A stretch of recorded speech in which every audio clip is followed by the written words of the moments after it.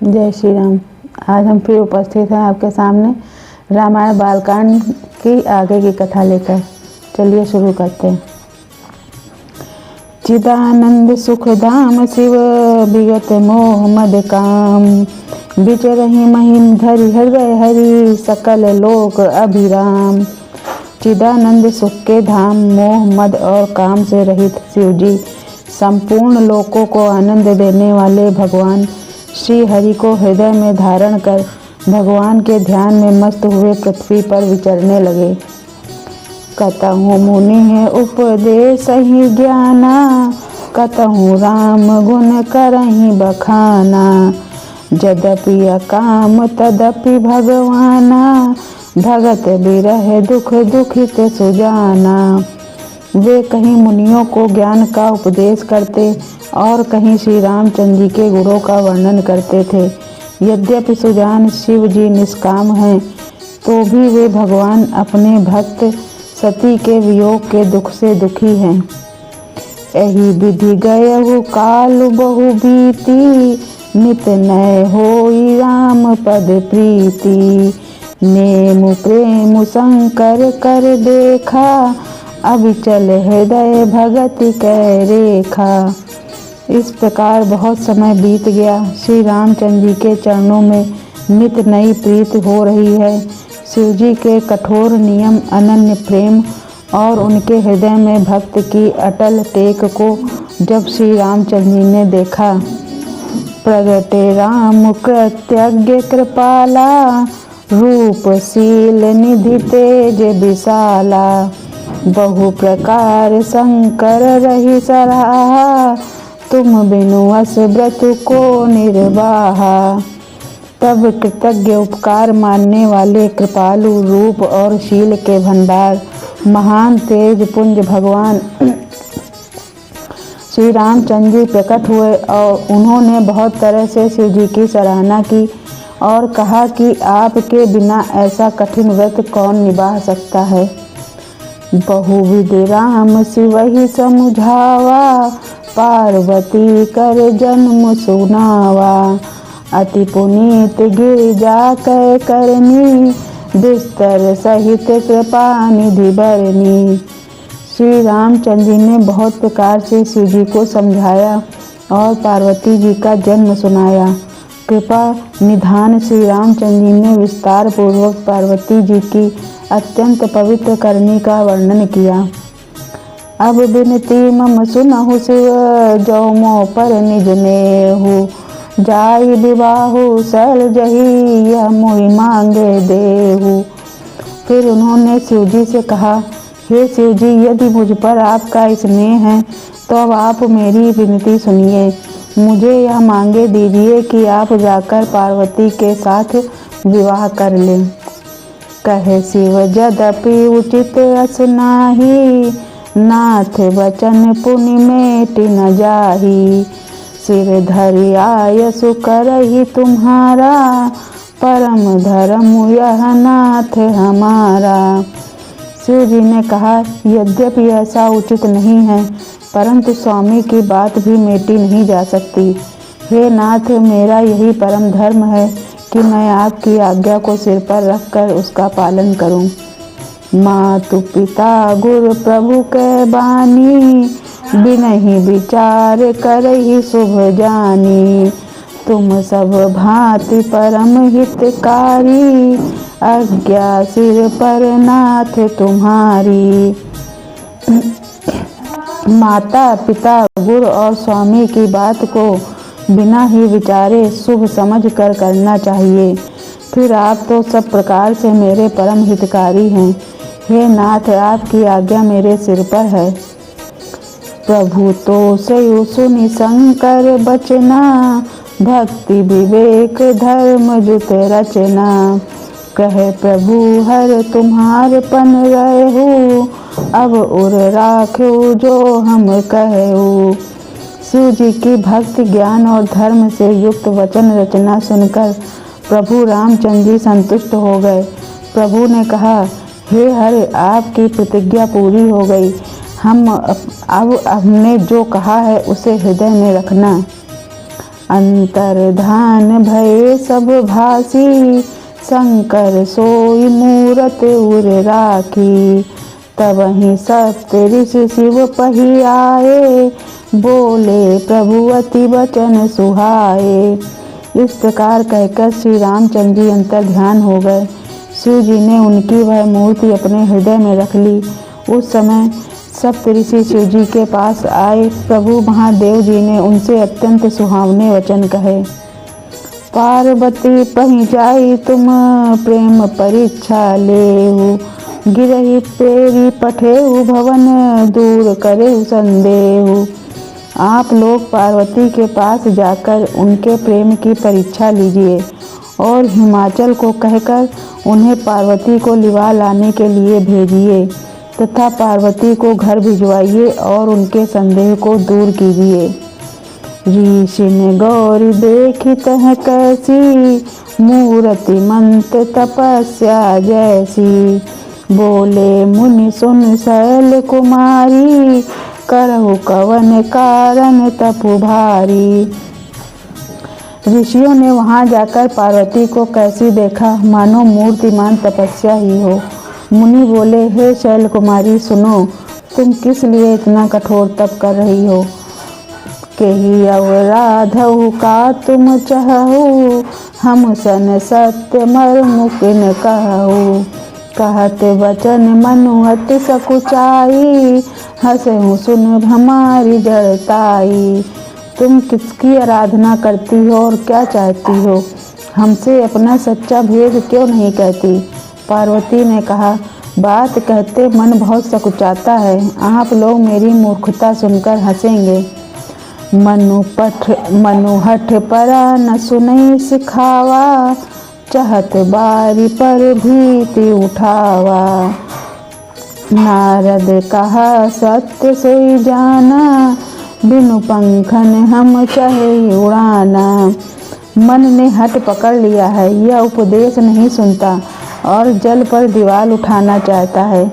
नारद जी ने जो कह दिया उसे सत्य जानकर मैं बिना ही पंख के उड़ना चाहती हूँ। देखहु मुनि अभिवेकु हमारा, चाहे सदा शिव ही भरतारा। हे मुनियों, आप मेरा ज्ञान तो देखिए कि मैं सदा शिव जी को ही पति बनाना चाहती हूँ। सुनत वचन बिहसे विषय, गिरि संभव तव देह। नारद कर उपदेश सुनी, कहू बसे उक सुगेह। पार्वती जी की बात सुनते ही ऋषि लोग हंस पड़े और बोले, तुम्हारा शरीर पर्वत से ही तो उत्पन्न हुआ है, भला कहो तो नारद का उपदेश सुनकर आज तक किसका घर बसा है। दक्ष सुतन उपदेश ही जाई, तिन फिर भवनु न देखाई। चित्र के तु कर घरून घाला, कनक कशिपु कर पुनियस हाला। उन्होंने जाकर दक्ष के पुत्रों को उपदेश दिया था, जिससे उन्होंने फिर लौटकर घर का मुंह भी नहीं देखा। चित्रकेतु के घर को नारद ने ही चौपट किया। फिर यही हाल हिरण्यकश्यप का हुआ। नारद सिख जे सुनहि नर नारी, अवश्य होई तज भवनु भिखारी। मन कपटी तन सज्जन चीन्हा, आपु सरिस सबहि चहकीना। जो स्त्री पुरुष नारद की सीख सुनते हैं वे घर बार छोड़कर अवश्य ही भिखारी हो जाते हैं। उनका मन तो कपटी है, शरीर पर सज्जनों के चिन्ह हैं, वे सभी को अपने समान बनाना चाहते हैं। तही के वचन मानि विश्वासा, तुम चाहो पति सहज उदासा। निर्गुण नीलज कुबेश कपाली, अकुल अगेह दिगंबर ब्याली। उनके वचनों पर विश्वास मानकर तुम ऐसा पति चाहती हो जो स्वभाव से ही उदासीन, गुणहीन, निर्लज्ज, बुरे वेश वाला, नर कपालों की माला पहनने वाला, कुलहीन, बिना घर बार का, नंगा और शरीर पर सांपों को लपेटे रखने वाला है। कहू कवन सुख अस बरु पाए, भल भूले ठग के बौराए। पंच कहें शिव सती विवाही, पुण्यव डेरी मरायन ताही। ऐसे वर के मिलने से कहो तुम्हें क्या सुख होगा।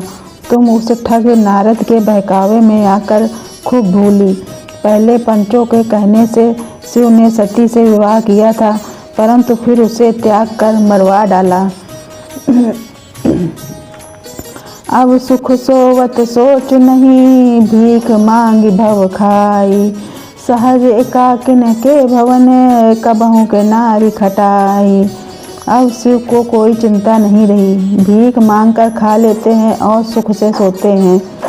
मेरे स्वभाव से ही अकेले रहने वालों के घर भी भला क्या कभी स्त्रियां टिक सकती हैं। अजहू मानहू कहा हमारा, हम तुम कहूँ बरुनीक बिचारा। अति सुंदर सुचि सुखद सुशीला, गावही वेद जासु जस लीला। अब भी हमारा कहा मानो, हमने तुम्हारे लिए अच्छा वर विचारा है। वह बहुत ही सुंदर, पवित्र, सुखदायक और सुशील है, जिसका यश और लीला वेद भी गाते हैं। दूषण रहित सकल गुण राशि, श्रीपतिपुर बैकुंठ निवासी। असबरु तुम ही मिलाऊ बानी, सुनत बिहसी कहे बचन भवानी। वह दोषों से रहित सारे सद्गुणों की राशि, लक्ष्मी का स्वामी और बैकुंठपुरी का रहने वाला है। हम ऐसे वर को लाकर तुमसे मिला देंगे। यह सुनते ही पार्वती जी हंसकर बोली, सत्य कहे उगिरी भव तनु एहा, हठ ना छूट छूटे बरु देहा। कनक पुनि पशानते होई, जा रे हूँ सहजु न परिहर सोई। आपने असत्य ही कहा है कि मेरा यह शरीर पर्वत से उत्पन्न हुआ है, इसीलिए हट नहीं छूटेगा, शरीर भले ही छूट जाए। सोना भी पत्थर से ही उत्पन्न होता है, सो वह जलाए जाने पर भी अपने स्वभाव सुवर्णत्व को नहीं छोड़ता। नारद वचन न मैं परिहरहूँ, बसहूँ भवन उजरऊ नहीं डरहूँ। गुर के वचन प्रतीत न जेहि, सपने हूँ सुगम सुख सिद्धि देहि। अतः मैं नारद जी के वचनों को नहीं छोड़ूंगी, चाहे घर बसे या उजड़े, इससे मैं नहीं डरती। जिसको गुरु के वचनों में विश्वास नहीं, उसको सुख और सिद्धि स्वप्न में भी सुगम नहीं होती है। महादेव अवगुण भवन, विष्णु सकल गुण धाम।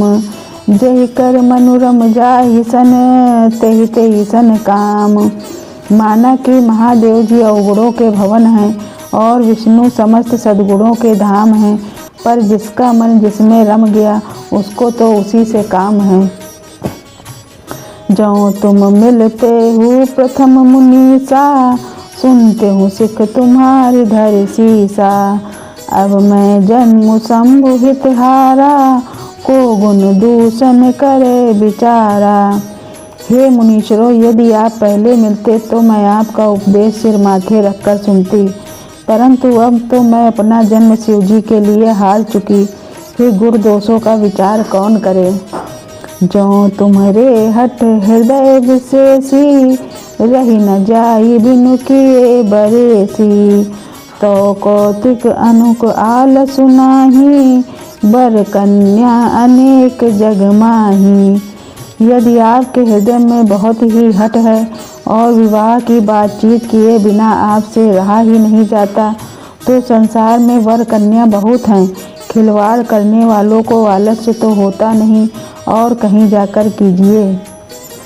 जन्म कोटि लगी रगर हमारी, बरहूँ शंभु न तरहूँ कुंवारी। तजऊ न नारद कर उपदेशु, आप कहें सत बार महेशु। मेरा तो करोड़ों जन्मों तक यही हट रहेगा कि या तो शिव जी को वरूंगी, नहीं तो कुमारी ही रहूंगी। स्वयं शिव जी 100 बार कहें तो भी नारद जी के उपदेश को न छोड़ूंगी। मैं पापरहूँ कहई जगदम्बा, तुम ग्रह गवन हूँ भयो विलम्बा। देख प्रेम बोले मुनि ज्ञानी, जय जय जय जगदम्बिके भवानी। जग जननी पार्वती जी ने फिर कहा, मैं आपके पैरों पड़ती हूँ, आप अपने घर जाइए, बहुत देर हो गई है। शिव जी में पार्वती जी का ऐसा प्रेम देखकर ज्ञानी मुनि बोले, हे जगजननी, हे भवानी, आपकी जय हो, जय हो। तुम माया भगवान शिव, सकल जगत पितु मात, नाई चरण सिर मुनि चले, पुनि पुनि हर सत गात। आप माया हैं और शिव जी भगवान हैं, आप दोनों समस्त जगत के माता पिता हैं। यह कहकर मुनि पार्वती जी के चरणों में सिर नवाकर चल दिए। उनके शरीर बार बार पुलकित हो रहे थे। आज की कथा हम अपनी यहीं समाप्त करते हैं। कल आपसे फिर मिलेंगे, तब तक के लिए जय श्री राम।